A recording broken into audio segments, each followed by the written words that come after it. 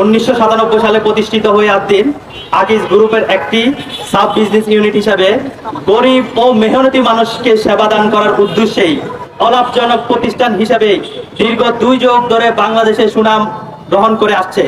কিন্তু অত্যন্ত দুঃখের সাথে বলতে হয়, কয়েকদিন আগে একটি দুর্ঘটনার কারণ দেখিয়ে সরকার তার লাইসেন্স বাতিল করে দেয়।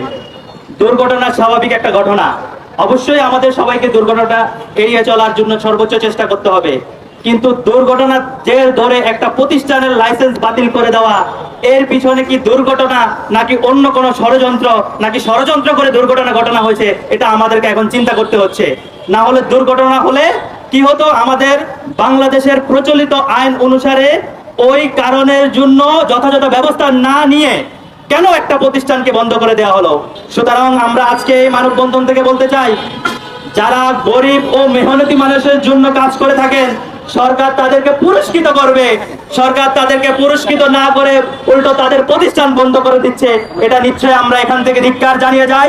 ধিক্কার জানানোর সাথে সাথে আমরা অনতিবিলম্বে সরকারকে জানাতে চাই, এখানে বিদেশি শিক্ষার্থী আছে, আমাদের বাংলাদেশের যে মেডিকেল এডুকেশনের যে একটা শিক্ষা অর্জনের যে একটা ভাবমূর্তি আছে, আমরা দেখতে পেলাম গত 2-3 দিন ধরে বিদেশি শিক্ষার্থীরা একবার স্বাস্থ্য মন্ত্রণালয়ে যায়, একবার সচিবালয়ে যায়, কিন্তু তারা কোনো সদুত্তর পাচ্ছে না।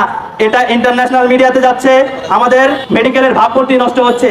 আমাদের সেবা গ্রহণকারীদের জন্য হলেও, আমাদের নিজেদের স্বাস্থ্য সেবার ভাবমূর্তি রক্ষা করতে হলেও, আমাদের বিদেশি যে স্টুডেন্ট আছে তাদের জীবনের কথা চিন্তা করে হলো অনতিবিলম্বে সরকারের এই লাইসেন্স বাতিলের সিদ্ধান্ত প্রত্যাহার করে দ্রুত লাইসেন্স দিয়ে 4,700 স্টাফ এবং লক্ষ লক্ষ গরিব মেহনতি মানুষের সেবা গ্রহণ করার জন্য সুযোগ করে দেওয়ার আহ্বান জানিয়ে আমি আমার কথা শেষ করলাম।